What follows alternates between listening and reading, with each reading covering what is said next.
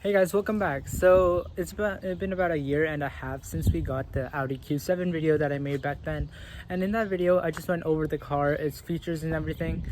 But in this video it's been about a year and a half, so I'm going to be showing you some of the features, stuff you realized after a year and a half, and just like things overall, as well as an updated user guide and everything, just to show you guys the car around and the features of it and see how it works in case you're deciding on buying one. So let's get started. Alright, so first thing, of course, we're going to start off with the key fob of getting in the car. Here is the key fob to the car. Has the Audi logo at the bottom, as well as this little tag to hold on to. And it has 3 buttons here: the unlock, the back trunk, as well as the lock button. To open the back trunk, I'll be showing that in a bit. You just double click this, and to unlock and lock, it's quite simple, as you can see. And if you have the key on you and you're the driver, let's say, you can just go up to the car, click it here, or like put your hand through here, and the door also unlocks that way. So there's multiple ways of getting into the car. For the trunk as well, if you have the key on you, car is unlocked, just swing your leg down there and the trunk opens as well. Alright, so let's quickly start off with styling.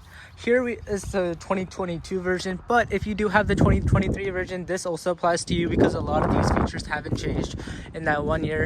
A lot of it is just power based or performance based, and I'll be showing you the engine in a bit too. This car here is the Audi Q7 2022 45 TFSI Premium, and I'll be making a video eventually on the Premium Plus 2023 model, so if you're interested in seeing that, stay tuned and subscribe down below. But in styling, we have this middle light bar, or middle silver piece of trim that goes through both of the lights, which looks really cool, especially when you put it on the brake.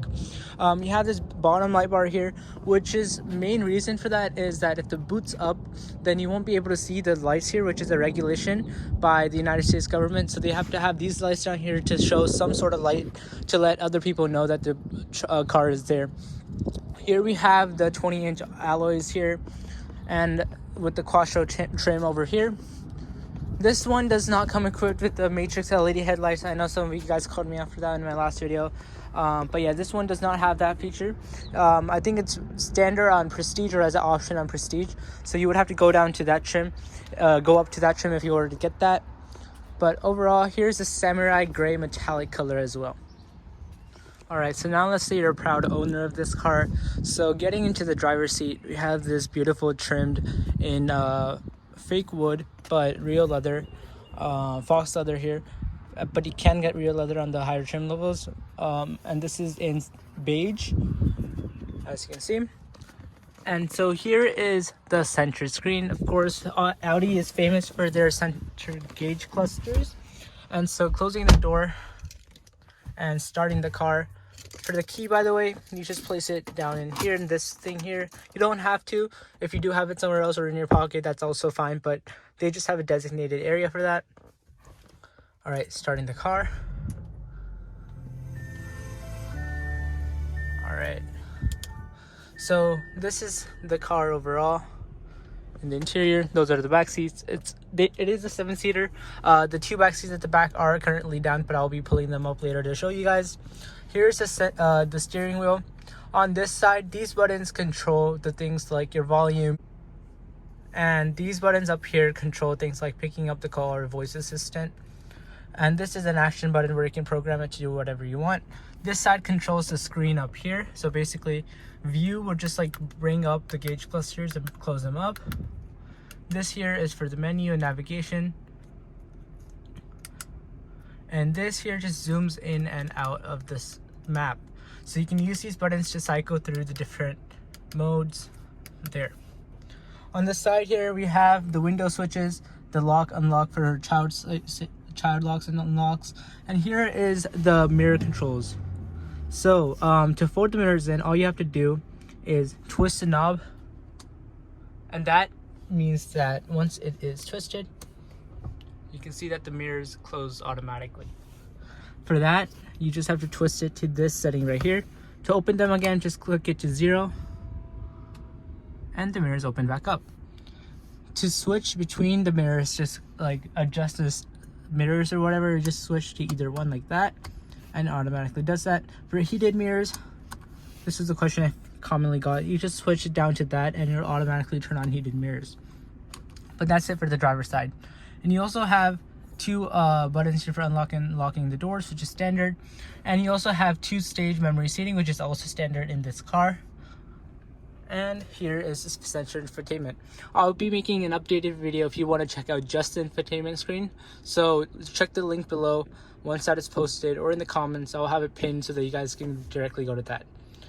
Here it is the center console. We have the shifter here. And to shift, all you have to do is click the brake and shift into gear. The park handbrake is right here. You just pull that up. And this is the park right here. Here we have a separate screen, which is just for your climate controls. So here we have heated seats, the temperature settings, which you can also slide between, and you have fan speed and all of that stuff right here. A lot of people ask me, what are these 5 buttons at the top? So the middle button basically pulls up a menu up here where you can control various other items, such as hill descent control and everything. You can also control hill descent control through here. And this is the auto start stop. So when you're at a light, the car will automatically shut off so that it doesn't use any fuel, but it will automatically also turn on when the light turns green. Here you can turn the screen off if you're trying to clean it up, and you just tap on it to turn back on. This is for your garage doors. You can program your garage doors in here to automatically open the garage. And that's about it for this center screen here. Next, we have the center console, which is right here actually. And here, it's a little small. There isn't much room specifically to put a lot of things in here, but you do get, as a benefit, 2 USB-C ports right here. And that's about it for the center console. Now let's head to the back seats and check that out. Alright, so for the cargo area, of course, if you just kick your foot down there, bit finicky sometimes, but if you were to kick your foot down there, then the cargo area would open. And here are the 2 rear seats for the third row. You have these buttons here to pull it up. If yours for some reason doesn't work, it's just because those second row seats are all the way back, so you do need to push them a little bit forward for the seats to have enough room to come back up. And it's all electronically assisted, so you don't have to do much. But that's it for the back seats. You can also use this right here to pull these down. But if you look carefully, you don't really need to do that. But yeah, that's for the third row. Without the third row, you can see the amount of cargo room we have here. It's fairly large. I do have those second row seats a bit forward just so that the third row could come up. But we do have some storage down here, not really much, but this is for the inflator kit and everything. But that's it for the back. We do also get 2 cup holders, or 1 cup holder on each side for the third row as well. And up here we have the lock button as well as the close tailgate button. This one would just like close the tailgate and lock the entire car. And this one is just to close the tailgate. So now, if you want to see how the car sounds, I'll be revving it up just to show you guys the engine.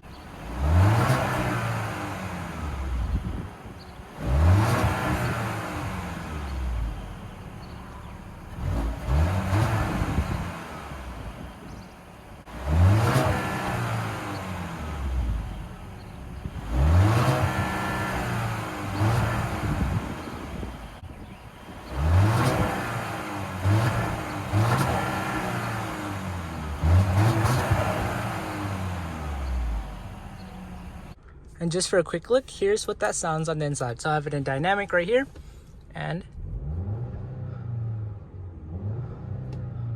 so it does give you an economy tip right here, but that's about it for the engine sounds. All right, so this is the 45 TFSI. Here's the engine. It makes about 248 horsepower with this car. But if you were to step up to the 55 TFSI, which I feel like most people are gonna get, you would get around 330 horsepower out of that. So I feel like that's definitely a significant gain. And lastly, if you would like to see what the engine looks like when you're revving it up, here we are.